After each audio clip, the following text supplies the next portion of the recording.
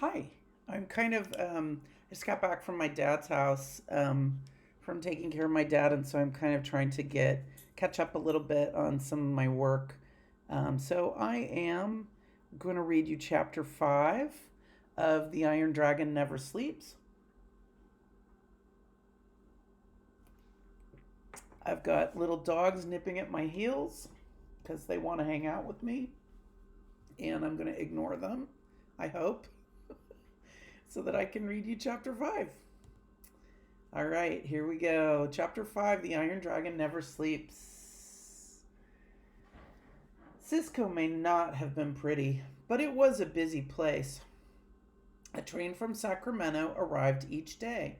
It was met there by the Overland Mail stagecoach and various freight wagons from Nevada. Her father had told Winnie that stagecoaches would soon be a thing of the past. The railroads will chase them into the woods, he had said, and they won't ever come back. Winnie wanted to get one down on paper before they disappeared, so one morning she sat down outside the general store and sketched the stagecoach across the street. Her first picture made the wheels too big. She put it down and started another. I wish I could draw like that. Winnie looked up. Oh, she said, where did you come from? She was speaking to a girl about her own age, who was standing behind her. I came on that stagecoach you're drawing, the girl answered. What's your name? Winnie Tucker. Nice to meet you, Winnie. I'm Jane Poole. Do you live here? Just for this summer. I'm from Sacramento.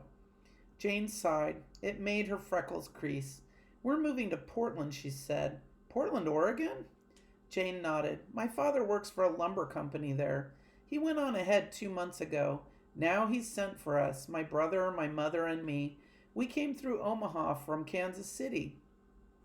She closed her eyes. That was 4 very bumpy weeks ago.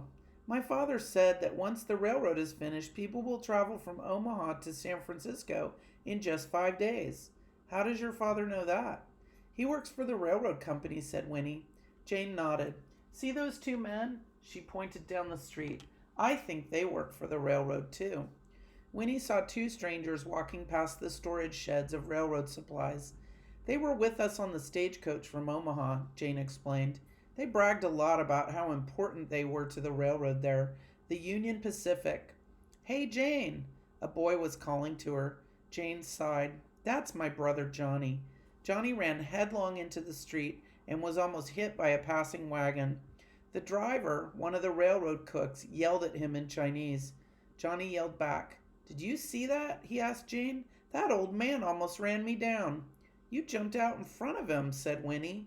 Johnny looked a lot like his sister, but with more freckles and sandy hair. He was about 8, she reckoned.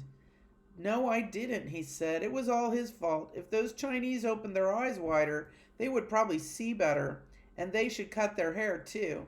They can't help their hair, said Winnie. Their emperor makes them wear it that way. What emperor? The one back in China, she explained about the emperor. Johnny was not impressed. I wouldn't let any emperor make me look like a girl. He stared at Winnie. Who are you anyway? Winnie Tucker. Well, what are you defending the Chinese for? You don't look Chinese. I'm not. Still, he was right. She had defended them. Winnie wasn't sure why. In the past, she had hardly thought about the Chinese. They were just the Celestials. But Lee was a real person. He got thirsty and made jokes. He worried about getting in trouble.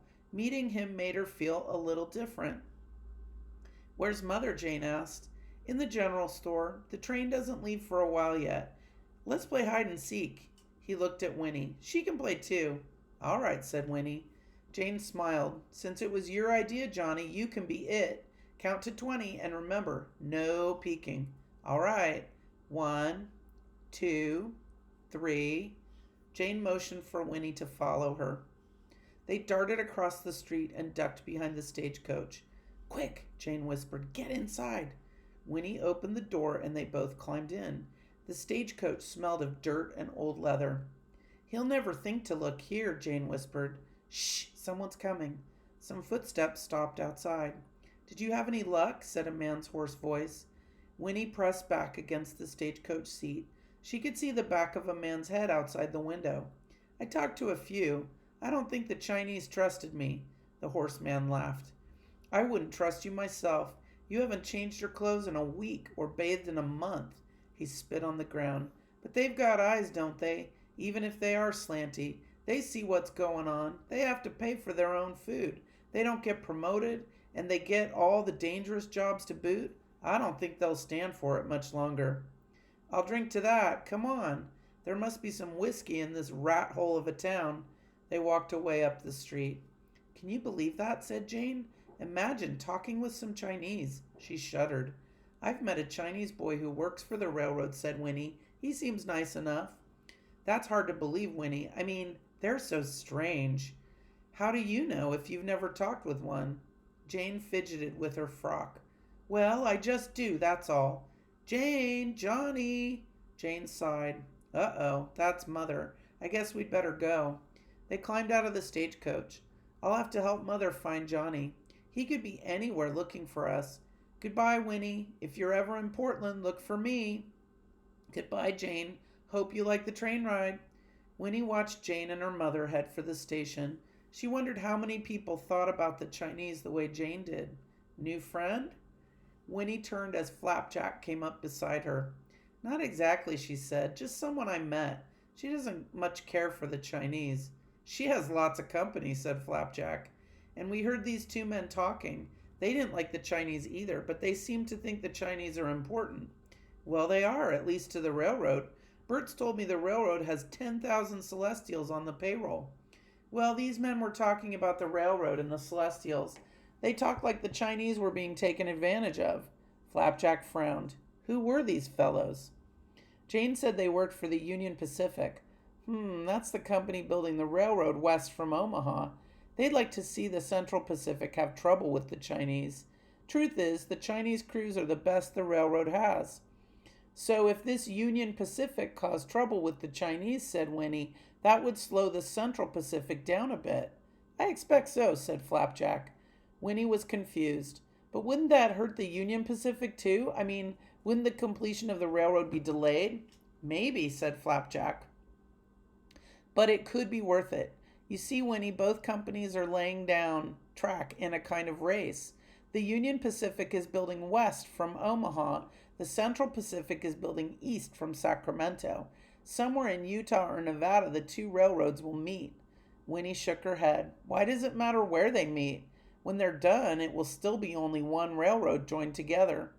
Flapjack smiled. Ah, that's true for the passengers, but there's more at stake than that.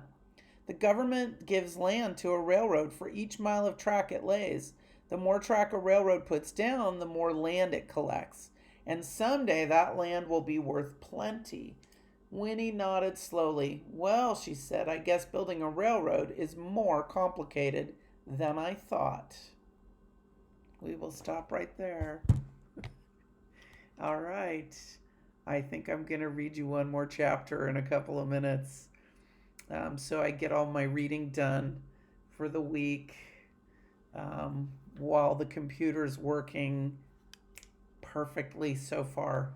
Now that I've said that, it's going to break down and freeze and have all kinds of problems. Anyhow, I will talk to you later. Bye.